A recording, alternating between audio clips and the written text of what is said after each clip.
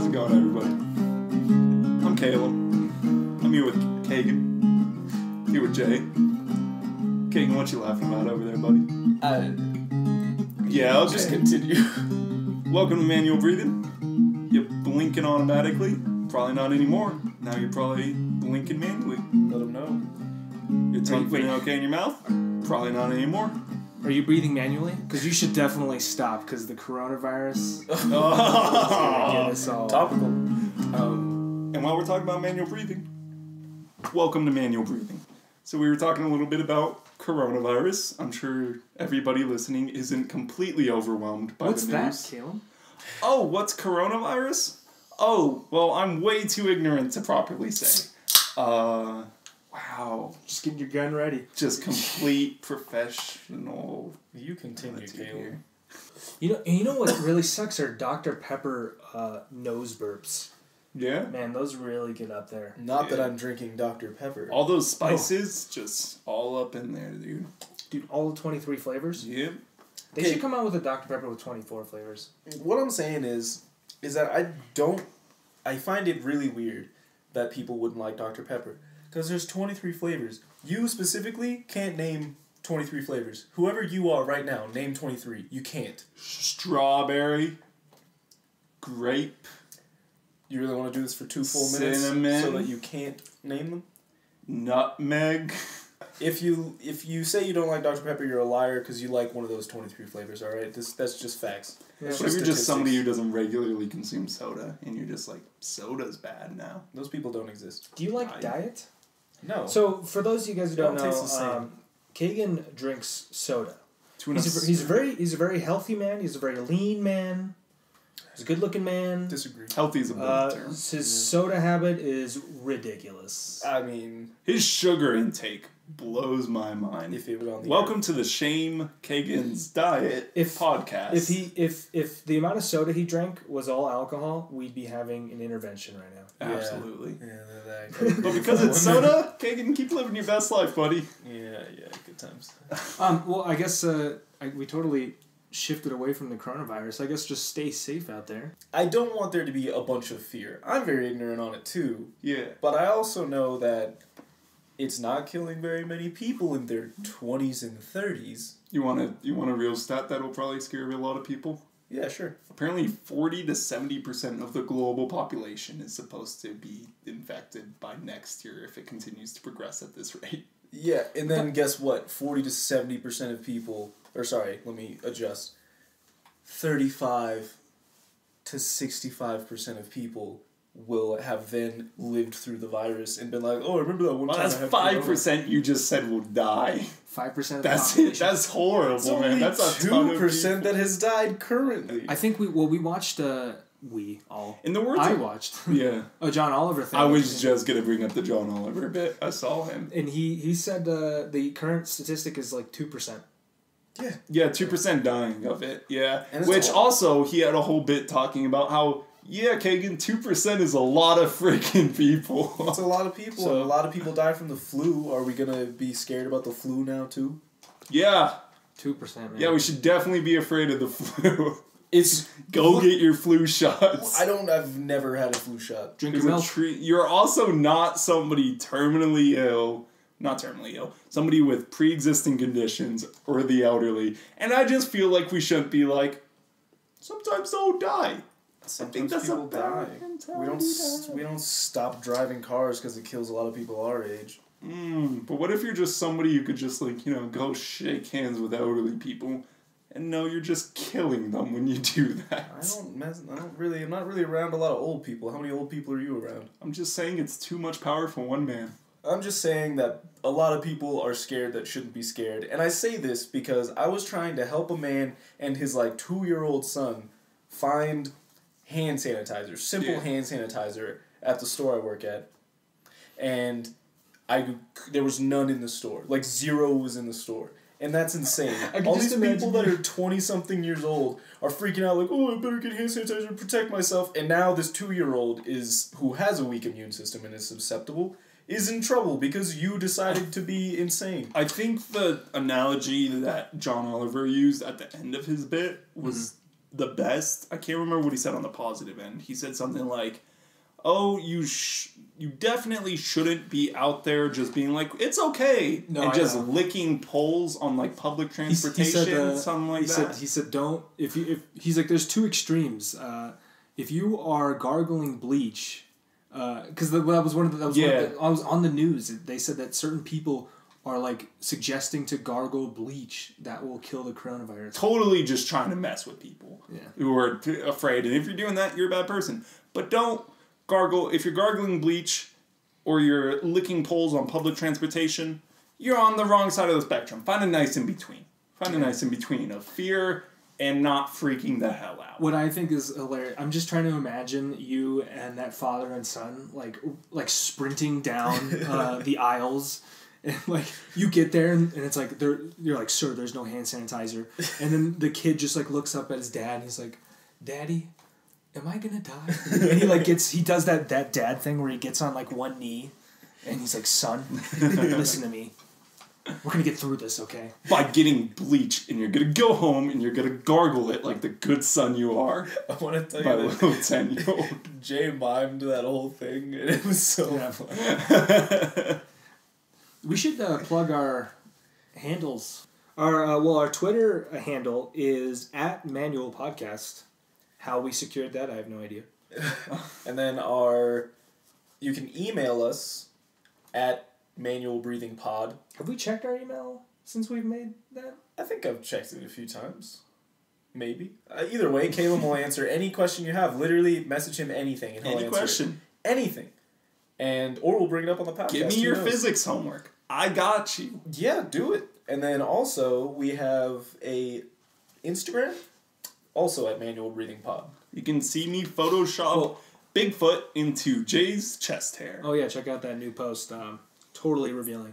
Totally left me vulnerable. Lewd images of us on the Instagram.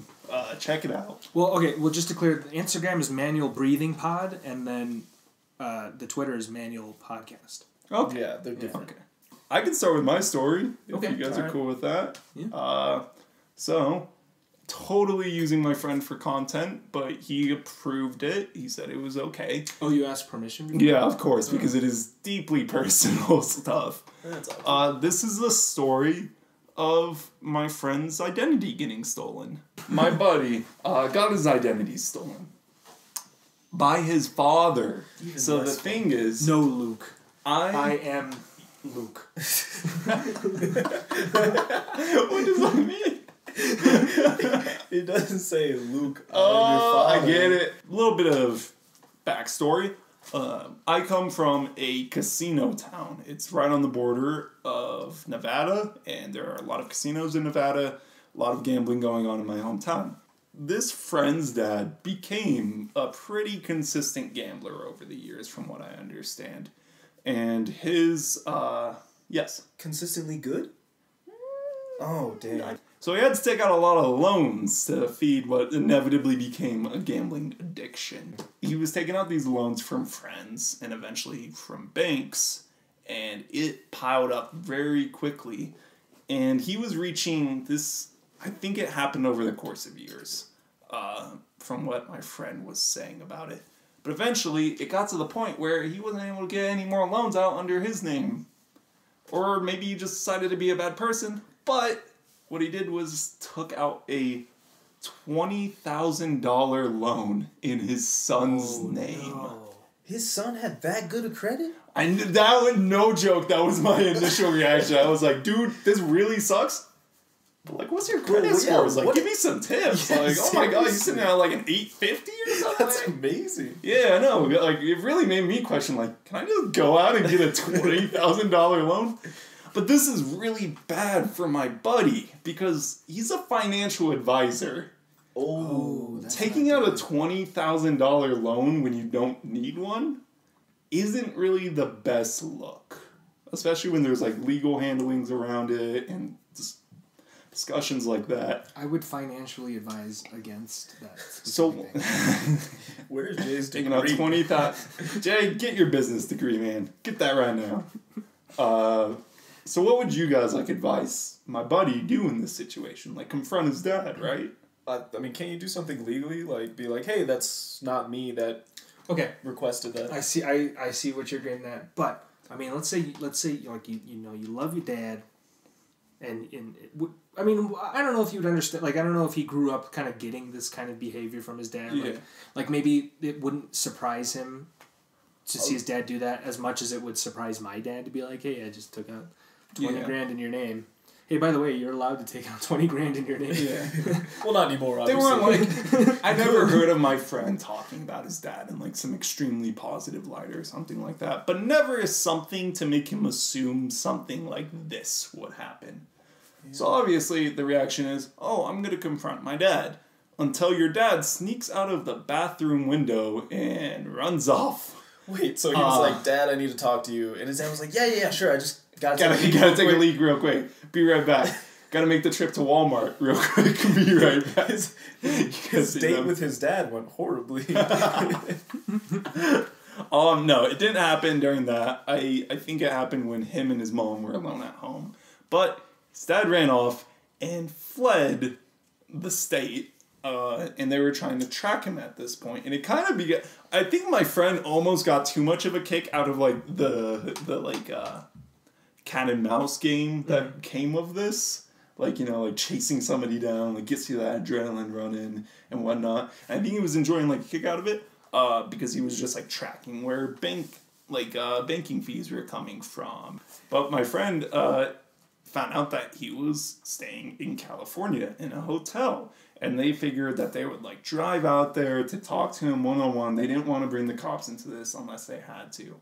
He ended up managing to sneak away from their hotel after they called the cops, and the cops checked the hotel room, and he wasn't there. There was a pack of cigarettes, which confused my friend, because his dad hadn't smoked in, like, a decade or something like that, I think. As far as he knew. I mean, he's under a lot of stress currently, you know. Yeah, maybe. The state. You know, frankly...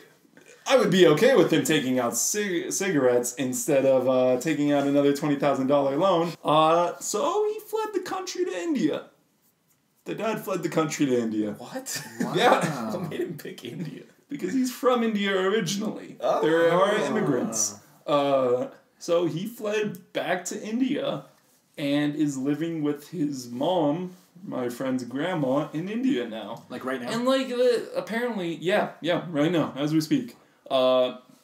And apparently, like, my buddy, he's been taking it to the courts. He's getting, like, the fees reversed and everything like that, so he doesn't have to pay off the loan because it's completely just fraud. Okay. So it should end with a positive story on that end.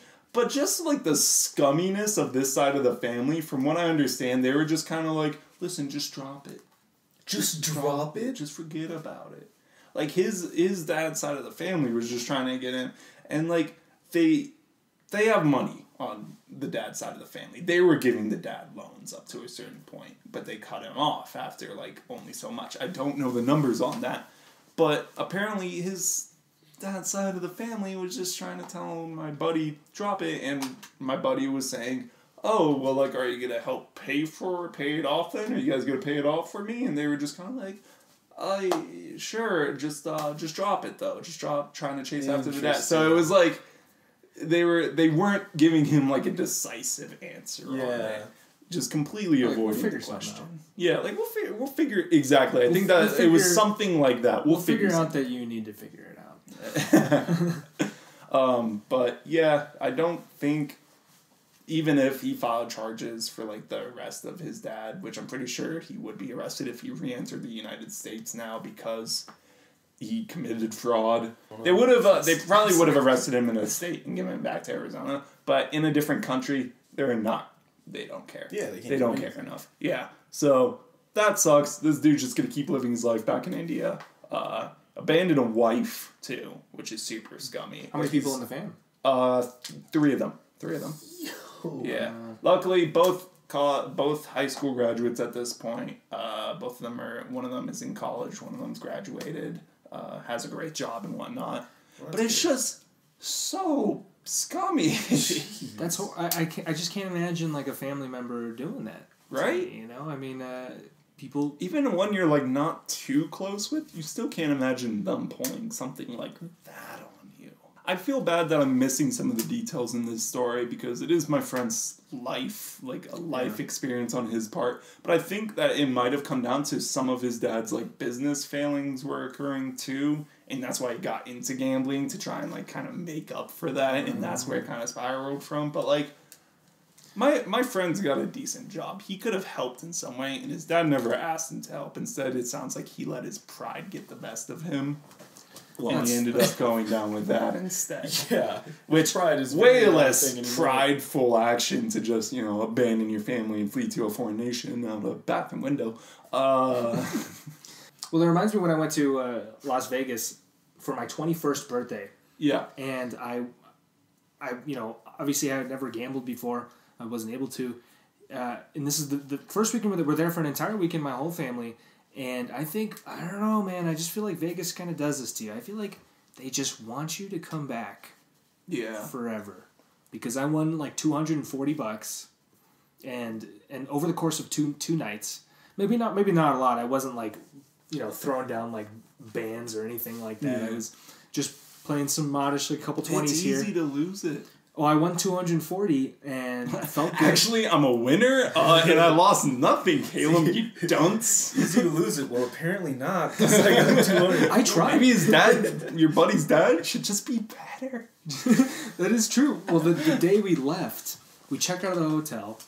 I'm all like hungover and like just thoroughly chewed up by Vegas. Yeah. I did my time there, and I'm like, all right, let me just play for some gas money.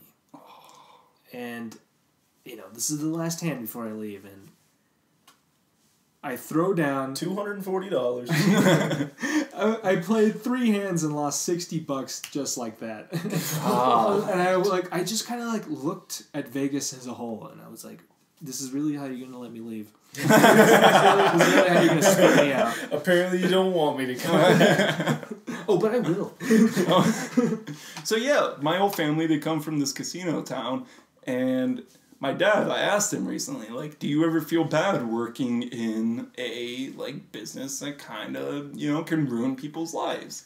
And a lot of people, shirk that responsibility onto the person themselves is like, you got to take personal responsibility, stop yourself from gambling so much. I mean, yeah. But at the same time, my dad's like, yeah, it does suck sometimes because, like, people get affected by it that aren't even doing anything wrong. Like, he had a guy recently quit there, and he's like, I'm going to go start my own business. And first off, he already knows he has 3 kids and a wife.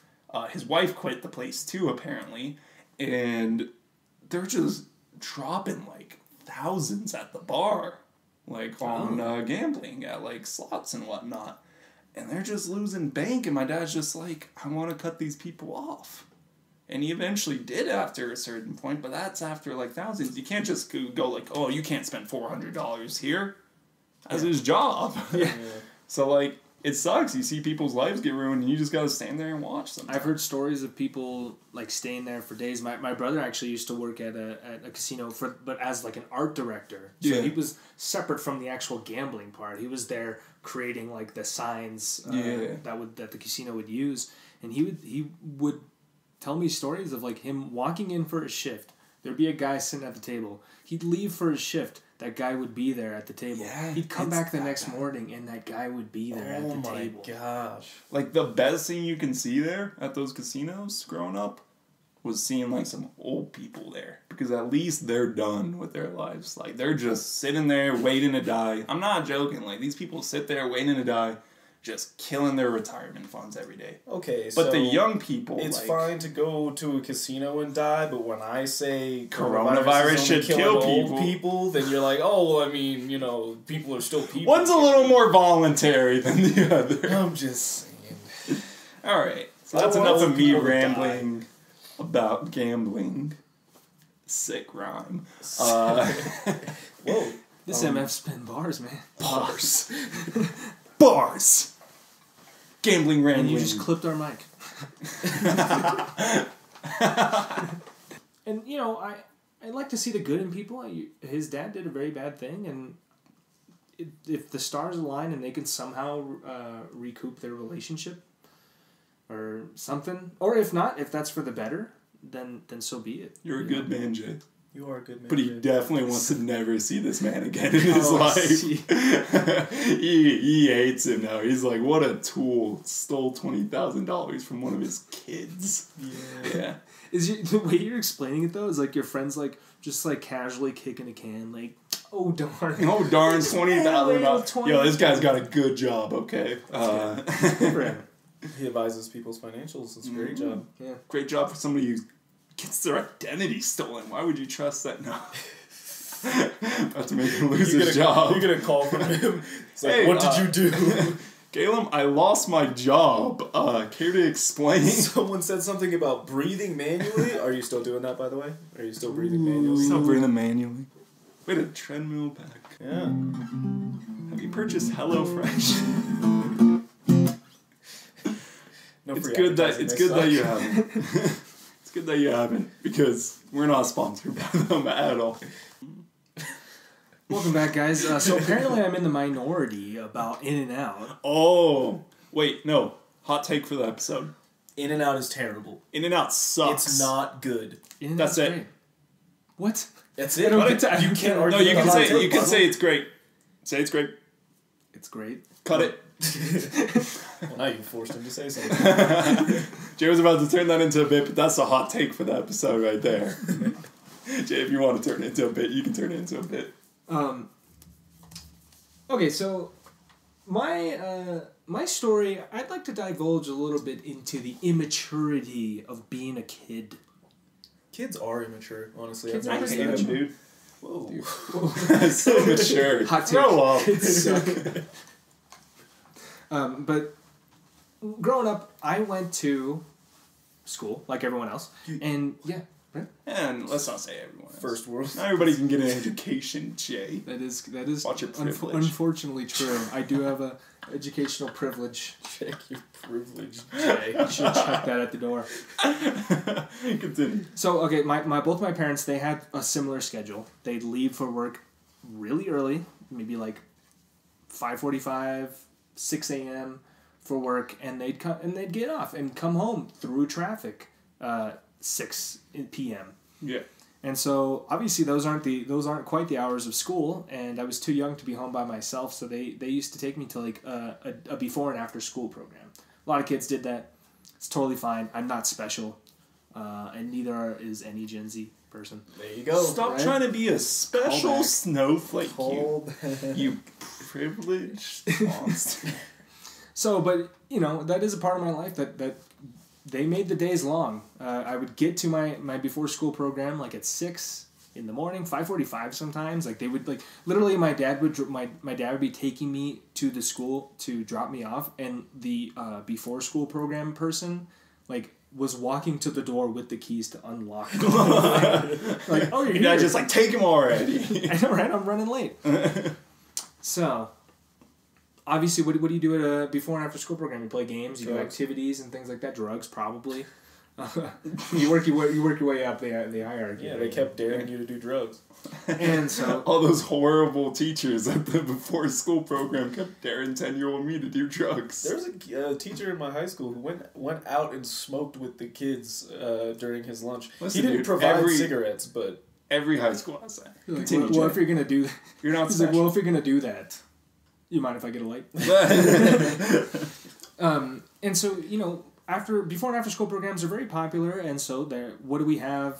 You have other older kids kind of watching the younger kids, right? I mean, or you have people who are hired. It's just a very basic like part-time job, like, come in, watch the kids and stuff like that. So we had a couple different staff members.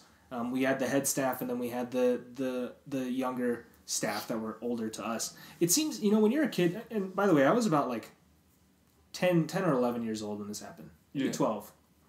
Maybe 13. Anywhere from 4 to You were an age. right Maybe now. 14. 4 to right 15, now. 16, I was right around 18. that age. I was a number. And I think I had some hair. some- That's all. By the way, I was just That's all trying I'll to say about that. visualize like a young 11-year-old you in my head. I really just can't take the beard off. Really? Yeah, so I just got like this little kid with like your full-on beard. I had it strapped out the to his womb. body. He shaves all the time. I know, that's why it's even weirder that I can't unvisualize it right It's now. not like uncommon to see Jay without a beard. Which makes me even more mad as somebody who's tried to grow a beard. And he just grows one in like 2 days. Every time I see him, he has a different You gave up fish too early, man. You could have done This it. dude grows a beard in like a few days, I swear. I'm not saying he's not impressive. I'm saying you could have done it. It could have been better. You could put Rogaine on your... you know what? I feel like if you could grow a full beard, I feel like it'd be brown for some reason. Yeah, it comes out kind of... It comes out... It's darker than my hair. Yeah. Continue. Well, okay, so a bunch of staff, and one of the staff members, her name was Jocelyn. Ooh. And, yeah, she was awesome. I mean, listen, Sarah, my girlfriend. I was like 10 years old. I didn't even know you existed.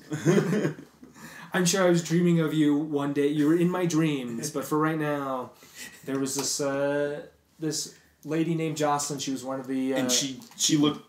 I visualized the face of you that I had yet to see up to this point on this woman the entire time, I swear. Pretty much. I mean, and she's in her 20s, and, you know, when you're like 10 years old, like, anyone over 20 is like a full-grown... I mean, you are a full-grown adult. We are full-grown adults. But, yeah. I don't want to but anyone, like, in high school or higher seems like they're pretty much a fully developed person. They got it all figured out. Yeah, they have it all figured out. Yeah. Right? And so this lady, Jocelyn, was amazing. She would play board games with us. She would give us snacks during snack time. She was so enthusiastic, and she was amazing. I loved her. I couldn't wait to see her. Yeah. But she had a boyfriend. Oh. And her this boyfriend... is the story of how you broke up this relationship, I'm so excited. As a 10-year-old? That's just a movie. That's incredible. I think she got her boyfriend his job there. Because he started working because there's no way by an interview itself that he would have gotten that job. Do I get like the one passively swear word in this podcast? Because he was by definition an asshole. Okay? This guy sucked.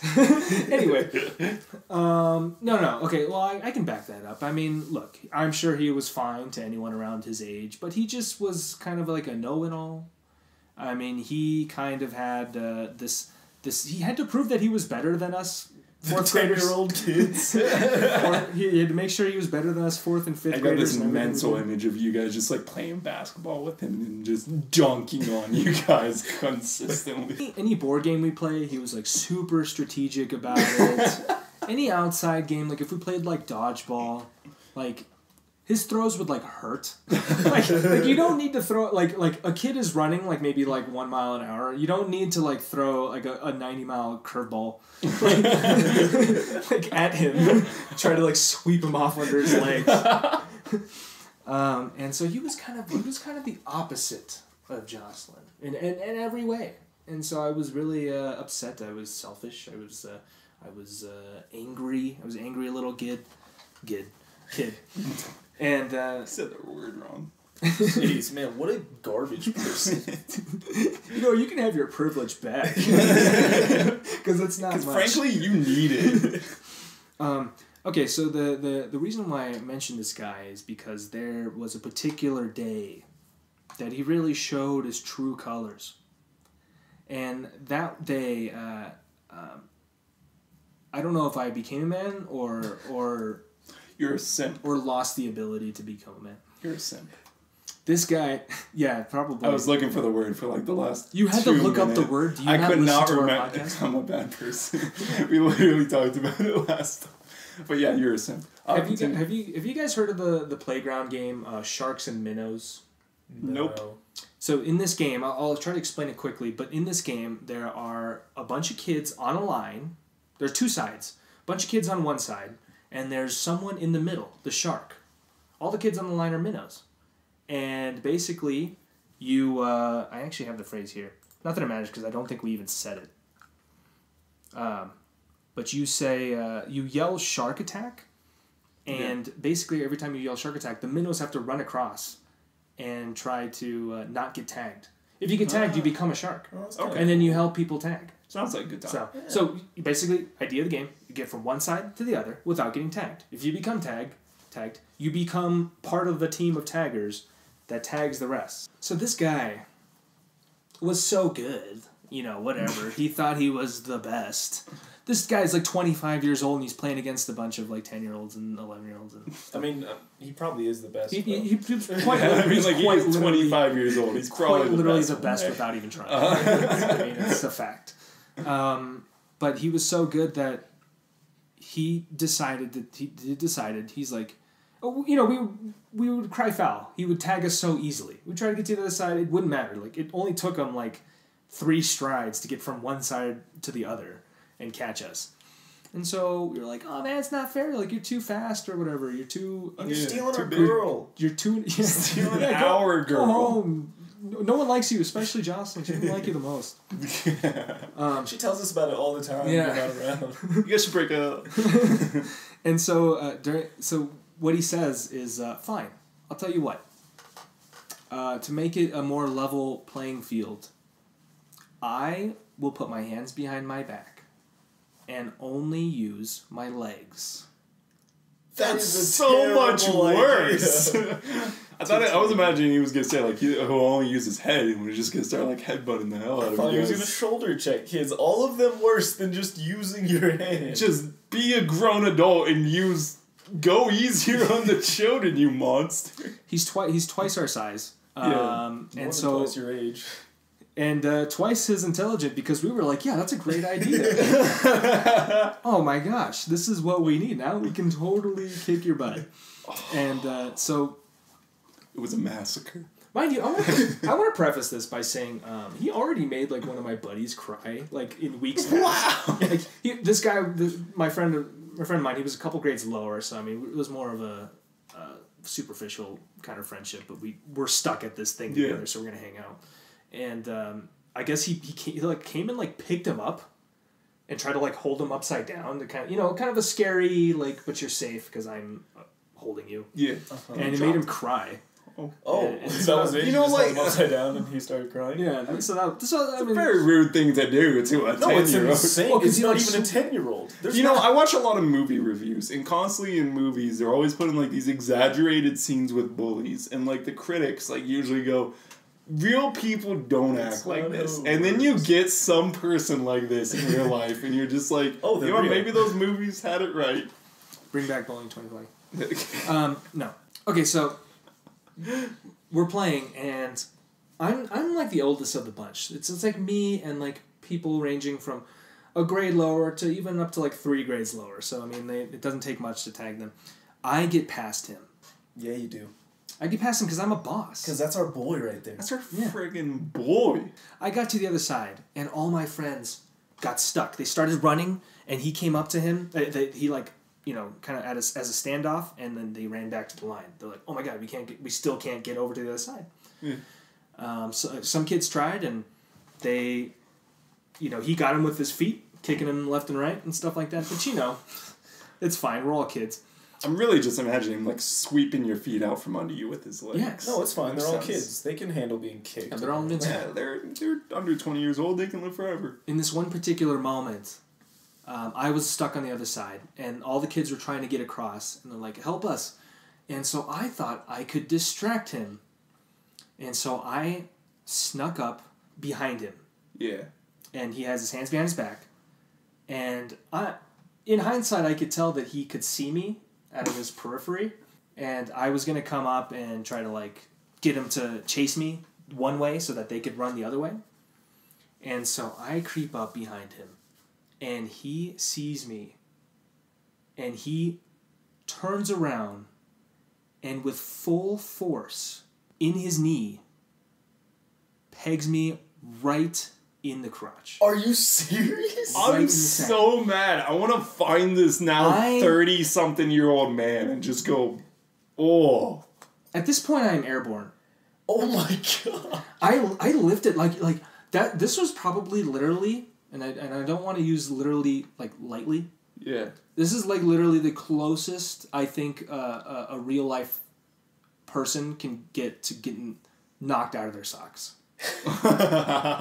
Earlier he said too, he was like, the day I became a man, or maybe the day I realized I couldn't become a man. That was a little bit of He was foreshadowing. just waiting for that beat to drop. This guy lifted me with his knee. Yeah. All my weight. and you guys have heard last story time, I was not the lightest of kids. A lot of weight on my balls. I'm trying to remember correctly. I'm sure I lifted and landed on my side. So imagine just jumping in the air and then landing on your side. Yeah. The side of your body. That's what happened. Bad time. Instantly grabbed, because, pain travels 250 miles per hour. And I'm not a very tall kid. So that stuff was in my brain. You look like 260 miles to me, Jay. As soon as he hit, I knew I messed up. And so I landed on the ground. I was in excruciating pain, grabbing my area to try to make sure it's like stays there. There's nothing you can do, but it helps mentally to just cover it. Just hold it. Protect it. He looked at me and obviously he was scared for his career. He picked me up and brought me into the classroom and then just laid me on like 6 desks pushed together to become a table. And then all the other minnows made it. You know what? You did it, Jay. You distracted him. But at what cost? Did the ultimate sacrifice. At what cost? And, oh my goodness, this is the first time that, you get a bruise as a kid. It's just purple. That's your skin just turns darker. Yeah. But people will tell stories and they'll say, yeah, I was bruised up. It was, all different colors. Yeah. And what do you mean? It just gets dark. This was I was wearing the pride flag on the area down there. Crazy. And so to kind of sum up a story. Pride parade. That would be a sight at a pride parade, man. A 10-year-old boy's penis. All right, you made it so uncomfortable. That's what you said, dude. To kind of sum up a very trivial story. This guy just kind of really showed me his true colors by giving me some true colors. Did he? You had that whole line from the beginning. That's the reason you decided to tell this story. I thought about that. What happened to this guy? Obviously, you were a really young kid. You probably weren't I'm going to get this man fired. How long were you on the tables or whatever? I must have laid there until my dad picked me up. This is maybe about 4:30 and my dad came pick me up at 6. So I think I was just laying there. And you didn't tell him what happened? Through waves of pain. You know what? I think he's the one who told this. The boss came out and was like, "Oh my gosh, what happened?" And I think he told the story. Your dad? No. The dude. So he got to be the one to be like, "Yeah, he just came up behind me. I didn't see him." He just jumped on my knee. It was crazy. So I'm so mad that this guy got away with it. Yeah, he did. I want to know where he is continued now. to be there until I stopped going. If there is ever a reason why I can't have kids, if it just turns out, obviously I'm not trying anytime soon. If sometime in my life I decide I want kids and the doctor tells me I can't because of something happened in my life, this is why. So thank you for that. Yeah, I needed to get that out because it's been haunting you for the last part of a decade, and you want us to do something about it. Yeah. So meet and greet at this guy's house.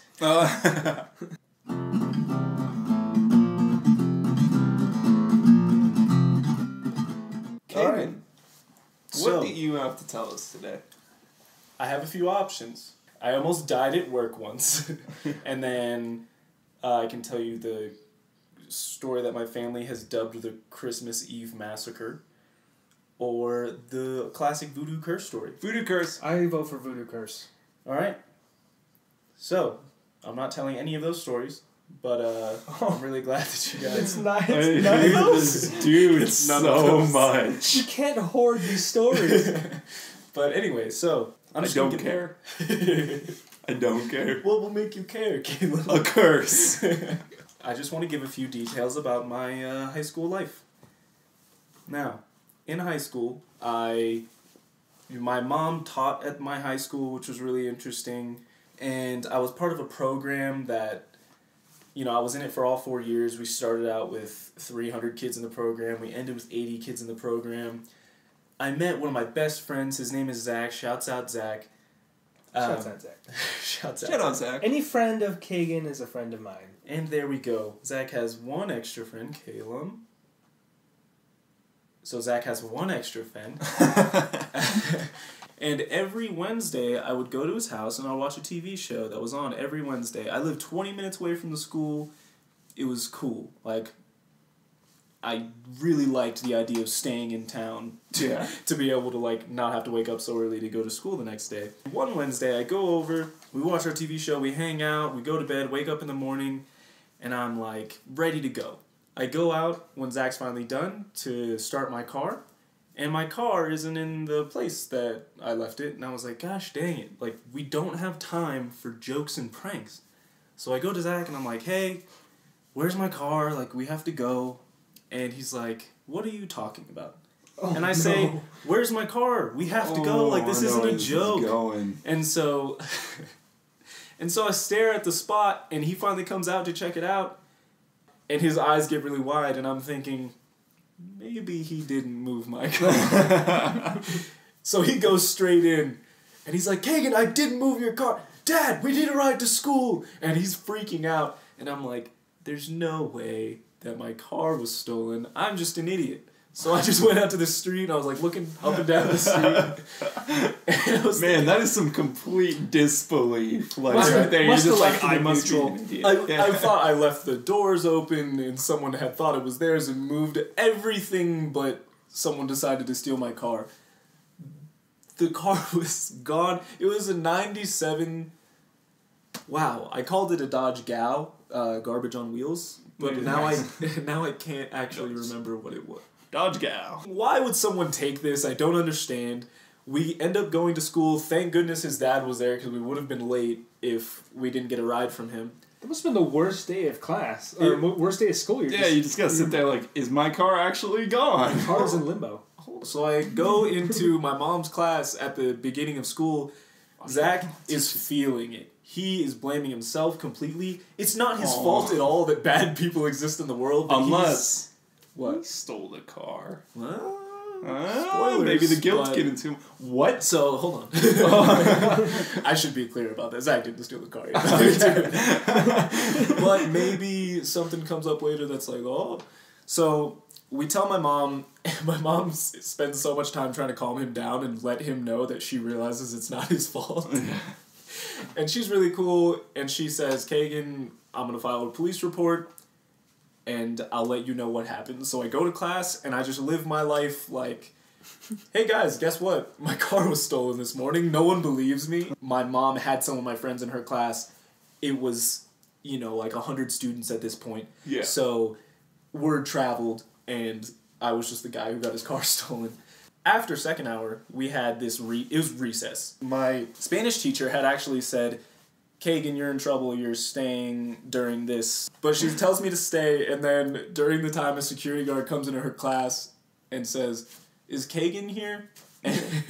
And she's like, yes, that's him. And he says, your mom needs you for something. And I said, oh, okay, can I go? So I leave, I go to my mom's room, and an important fact to know, just to really set the vibe for what the heck was going on in my mom's classroom, is that she was teaching The Great Gatsby. She was reading the book with her classes. Love that story. So were two other teachers, and every year they taught this together. They had something called the Gatsby Gala, and it's where 3 classrooms that were right next to each other just opened their doors, and they had a 3-classroom-wide party.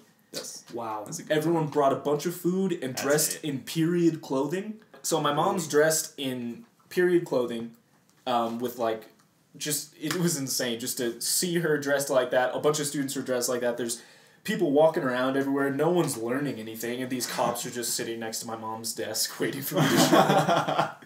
I'm in the middle. I'm giving a statement. At 16, was giving my first statement to the police. Okay, you don't gotta lie to us. Go ahead. First statement. First statement. Right, so I was giving my 14th statement to the police. So I'm telling them everything. They're asking very good questions. It's like they do this for a living. My mom's kind of half paying attention, half not. And I finished giving my statement to the police, and I moved on to my 3rd period class. So I was just waiting for updates, and I had made it all the way to my 6th hour. I was practically a celebrity. Felt pretty good. All I know is I didn't even have to tell anyone after 2nd period. They all knew because it was 100 kids. Oh, no. The news traveled very quickly. It had died down. I was finally just just being a student again. And every single day in my 6th hour at 2:30, I got up and I went to the bathroom in air quotes. I just wanted to leave. I didn't want to be in history anymore. My teacher was dope, but I just didn't want to be sitting there the whole hour. So like clockwork every day I would get up at 2:30. And this day in particular, I got up and I was halfway up out of my seat and my teacher's like, Kaegan, maybe you want to stay for a little bit. Oh. And I said, all right, fair. So I sat back down. And he had said, like, maybe you want to stay for a little bit, this part's important, and then you can leave. It's not like he was a jerk about it. He just knew that I wasn't getting up to actually go to the bathroom. And as soon as he does that, I kid you not, you guys, as soon as he does that, he starts talking, and the SRO, the stationed police officer, pokes his head in the door and says, is there a Kaegan guy here? And, round 2. And I'm inevitable. And I look at the SRO and I look at the teacher and I'm just kind of like wide-eyed, like, my face said, so what are we going to do about this? And the teacher like slacks his jaw a little bit like, this is unbelievable, because it was. And he looks at the SRO and he looks at me and he says, yeah, he's right there. But you might want to take him to the bathroom before you go wherever you're going. Oh, this is a great teacher, dude. He was awesome. Shouts out Mr. Buck. But That's witty as hell. Yeah, he was a funny dude. So he in one of his classes actually. So he was hilarious, and I was a class clown. Yeah. But from a young age, I kind of knew when there was a lull and I could say something without totally disrupting the entire class. Yeah. And there was one point that he was nominated for, like, History Teacher of the Year, or the state, like, for Arizona. Yeah, that's cool. Yeah, and so someone was in the room, like, random dude recording one of his classes so they could put it on a video. So there's this guy and the camera's kind of pointed. I'm very in frame. Yeah. And so I'm just sitting there, and I'm trying not to turn around and talk and all that kind of stuff, because he can prove that I don't listen. Like I said, I had these teachers for a few years, and a year earlier, he had told us about the law of salutary neglect. I still know this, Mr. Buck. I pay attention. He said it was... But he only knows half of it because he left to go to the bathroom. At 2:30. He talked about how the British wouldn't stop every, like, American ship that was going through the waters, like, for contraband and all that kind of stuff, because it takes too much time, and it's better to let little stuff go than to... and focus on the big stuff than to get bogged down, stopping every ship and then losing the big ones. And he applied it the same way, like, you can go maybe 5 miles above the speed limit and still kind of get away with it. Yeah. And this was a year before. And so he starts talking about something, and I say, oh, Mr. Buck, is that like the law of salutary neglect? And I raised my hand, I was a very proper student, and he looks at me very surprised. And he's like, yeah, it's actually kind of similar. Good job, Kaegan. Wins the award. All because of you. So he's like, good job, Kaegan. And I'm like, yeah, Mr. Buck, no worries. I learned it from my awesome history teacher last year. And I look straight to the camera and I say, and his name was Mr. Buck. Dude, I love that. And the class started laughing, and then the dude is laughing, and he looks at me, and he's like, dude, there's no audio on this camera. So it's just me raising my hand, mouthing words, asking a question, and then looking at the camera and saying something else, and there's no audio. And I wish so bad. What's the point of this? Yeah, what kind of information are they trying to gather I'm sure from it? Is it just stock footage for some I'm presentation? sure it is something like that, so they can I just love the talk idea of over just a big fancy gala or something like that, and then they're showing stock footage from all these classrooms, and then there's just you on the screen going, there's no... Anyways, the car. So I go out, and the SRO is like, do you really need to go to the bathroom? And I was like, no, I'm good. What's up? And he says, he has a radio. Like, he's a cop. He's just stationed, instead of being in a vehicle or whatever, he's just at the school. So he's like, I heard some chatter on the radio. It looks like they found your car. So I wanted to talk to you. I have a few questions for you, and your mom needs to be there. And so we go over to her classroom, and there's no students in it at this point. And he says, I have to ask you these questions. And I said, okay. And he says, did you have a industrial-sized trash bags in your car? And I say, no, why would I have that? And he says, did you have... 16 years old, why would I have that? Did you have a set of golf clubs in your car? And I said, no, why would I have that? And he said, did you have a bandsaw or any power tools in your car?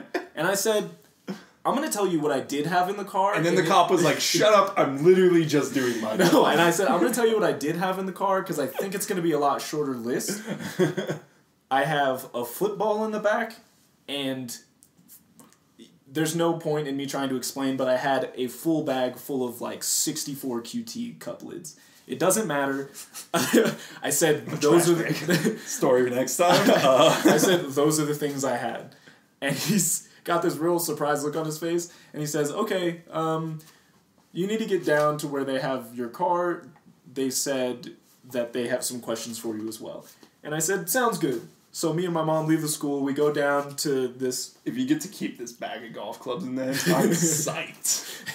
We go down to this random house that was kind of like... It wasn't being used, it was like for rent and all this stuff. And we talk to the cops, and there's a carport there, so enough for 2 cars to just sit there comfortably. And it is filled to the brim. Everything was laid out very neat, but there was no open space, and it was just a bunch of stuff. And they said it was in my car. All of it was in my car. And at the very front of it is a trash bag. Well, it's like a Walmart bag, like a grocery bag. Dismembered with human the body. QT lids. So the same thing. And also my football. So I took those and I said, I walked up and they were like, what is yours? And I said, these are mine. And the rest of it I don't know about. All these 64 QT couplets. Don't ask. I will take them home with me, thank you. Shut up. There's no point in He wasn't upset about losing the car. He just was really worried about his QT couplets. No, I was worried about something else that was in the car. A lot more, but I'll get to that in a second. They said, okay, cool, this is yours, have fun with it, blah, blah, blah. I get into my car, or I put it in my car, and it's running. And I was like, what's going on? And they said, oh, we didn't want to turn it off because we didn't know if we could turn it back on again. So you just need to go straight to a gas station. And I said, okay, what do I do at the gas station? Because I have to turn it off at a pump, right? And he said, you should be fine. A cop was like, you got it. Like, don't worry about it. Once you're out of our line of sight, It's no longer a responsibility. I'll pick up your body Please later. get out of my sight. Yeah. So I'll see you on the back 9. I have the golf carts now. These are mine. You didn't want them. I had a few questions, but I was very, like, crunched for time. But they still explained all this to my mom somehow. Yeah. And also they said, there's fingerprint dust on the back. It'll eventually come off, but do not get it wet or it will never, ever come off. I lived in Mesa, Arizona. It did not rain for the next couple days. This fingerprint stuff never came off my car. You guys are liars, alright? What they told my mom is, apparently this guy had come across my car. I did lock it. I'm not dumb. It just happens to be a fact that you can steal an entire 97 Dodge Gal with one screwdriver. So, he shoved the screwdriver in the door, busted the lock by turning it after that, opened the door, busted off the steering column, broke off half the ignition. No, he didn't hotwire, he's not that smart. Broke off half the ignition, shoved his screwdriver into the part that he just broke, and then turned it on that way. Sounds smart enough to me. Yeah, I guess. But... So he then stole it and went on a stealing spree. He just broke into like a bunch of garages. They weren't even his golf clubs. No, they weren't even his golf clubs. So he broke into a bunch of garages and stole everything he could that would fit in the car. I got back in my car and there's scratches everywhere on the roof because he filled it to the brim. That's incredible. I don't like you guys giving him... He stole from me. I need you guys to support me and make fun of this man. So he did that, and the way they caught him. Smart? What? Why can't you be this smart? Like smart as this guy? Because I didn't really be on top. Because I didn't go to jail and learn from other people. He goes and he's stealing a bunch of stuff. We put out the report, and they start looking for my car, and a cop sees him at a McDonald's drive-thru, and he notices the cops see him and speeds off, and apparently, and don't use this for nefarious purposes, but they will not do a car chase in Mesa, Arizona. it is not allowed. A cop is never allowed to engage in a car chase. Good to know. Ever. Good to know. And so they somehow keep track of him just by having squad cars in strategic areas and radioing when they see him. And so I like to point out you totally taught like people how to like steal a car. Like you give a step-by-step instruction guide on how he stole yours. You can only do it in and you told them they won't do a car chase. Like you're really just setting people up to be. There's only good people listening to this. Exclusively good people. Even if you don't think it, you are. You have it in you. I doubt it because Anthony listens to this.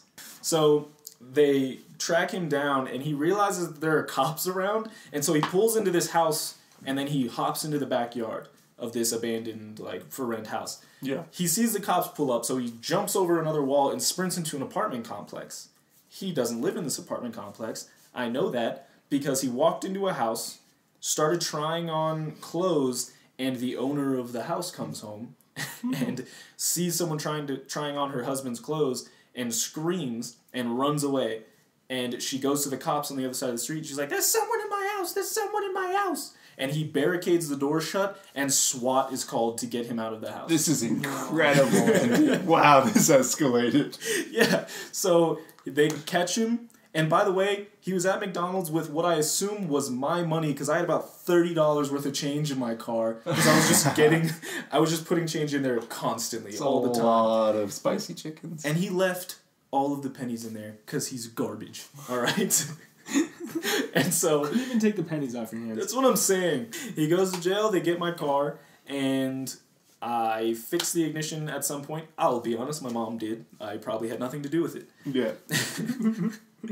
And we get a letter some weeks later that says, "We caught the guy. His name is Jesse Zachariah Robles, and he was going to be slowly paying us back for the damages to my vehicle." Yeah, I'm sure he is. I'm sure he did. He paid however much money because this was probably his legally had to. This was his third strike, so he was going to be in jail for a while, or prison, or however third strikes work. And you're out. Yeah, you're definitely out of society. Oh, I thought it was jail. Like you just get out of jail. You're like, oh, this is your third time in jail. Well, get out of here. That's if they catch you doing something bad in jail. They're like, oh, this is the third time. I guess you're out of here. Go on home. But we got letters updating us about him for a while, and so weird. He's a dirty, rotten thief, and yeah. But a smart one. Shut up. Yeah, but the steering column was always broken. We never got that fixed because it was like, it's aesthetic. My mom was like, I'm not paying to get that fixed. It's completely aesthetic for a very old vehicle that is supposed to be a junker anyway. So good luck. And it became an issue. I do want to say, before I say this story, shouts out to Mesa PD and Mesa SWAT. They killed I think it was AJ SWAT. They killed him. They killed him so hard. They killed. That's why I never got the money back. Because he's super dead. They killed the game. The finding the car game. They destroyed it. It didn't even exist. We're having a funeral for the finding the car game a little bit later because it's dead. But they did a great job. Found my car in if I filed a report in second period and they found it by sixth period, that's 5 hours. That they were like, all right, we're going to find a car. And then they just did. It was dope. So shouts out to them. Also, maybe a little less them, but I got pulled over some year later, and the car story is over, by the way. Yeah. I got pulled over some year later. I don't think I've ever been profiled or anything, but this was just a weird interaction with police officers. I was pulled over for what I thought was nothing because I was very confused. I got pulled over after a stoplight, after it turned green. And it was an undercover car, and 2 uniformed police officers come to either side of my car. One of them immediately, with a flashlight, is looking through my car. And I'm so distracted by him that the officer has to knock on my window to get me to roll it down. And I was like, bad start. Not a good start. So I talked to him for a while. He's got the usual, the hand on the... just sitting there on the whole thing. He's asking me questions, and he hasn't told me why I've been pulled over yet. So I eventually said, can I know why I was pulled over? And he said, oh, your license plate light is out. And at the time, I did not even know that was a thing. So I was thinking in my head, you're a punk. You're shining your lights on my license plate. I know that you can see it. That's how license plates work. They're very reflective. So I was just upset at this point and probably stopped being as respectful as I could. Granted, I'm 17, so cut me a little slack. He keeps asking me questions after the license plate thing, so I knew what had happened, and I expected either a ticket or a warning or not a ticket. Yeah. And he keeps asking me questions like, hey, do you have any drugs in the vehicle we need to know about? And I said, no. And then he says, do you have any weapons or anything else? And I said, no, while I was also staring at his boy going through my car, and my car was clean. You could see every aspect of my car with a flashlight and looking at it. So I was thinking in my head, well, your boy seems to be able to answer these questions just fine, but no, I don't have anything. And he keeps talking to me a little bit. He looks at my steering column. He says, what's going on here? And I was annoyed, and I wasn't really thinking, and I was like, this car was stolen. And I said it just like that. This car idiot. was I was stolen. about to be all on your side. I'm like, you know what? Cops shouldn't have the right to be harsher on people just because they're disrespectful. But you're an idiot. Well, I just wasn't thinking, and I mumbled or whatever, so it may have sounded like this car is stolen. I only think that because he seemed to tense up a little bit and, like, try to look at me directly in the eye, and I was just looking at my steering wheel, like, leaning back all pissed. You're so caught up in that story. You like put your hat down. You're like, oh yeah, this car's stolen. And so before he overreacts, he's like, "Excuse me," and I say, "Oh no, this car was stolen, but you guys got it back." I was like, thanks for that. Appreciate it, Chris. But I was just saying, no, it was stolen, and I just never got this fixed, and I explained it. And he suggested I get that fixed too. Thanks, guy. Appreciate it. I can really relate to like that car stealing story. Because my stepbrother was a professional car radio thief. Well, there you go. We had our car radio stolen. He went to jail for years. For car radios. Yeah. That's not going to do you well. Car radio got stolen. He stole a lot. My brother stole Jay's radio. We had dogs at the window trying to like warn us in the middle of the night, and we're like, "Shut up, dog! I'm trying to get some shut eye." Next morning, come out, and the dogs are just sitting there saying like, "We told you. We told you. Bark, bark, bark, bark, bark." All right. That was a really interesting story, but not quite as interesting as the voodoo story, which you can find out more about if you keep tuning in. Next story time, Kaegan guarantees you will talk about the voodoo.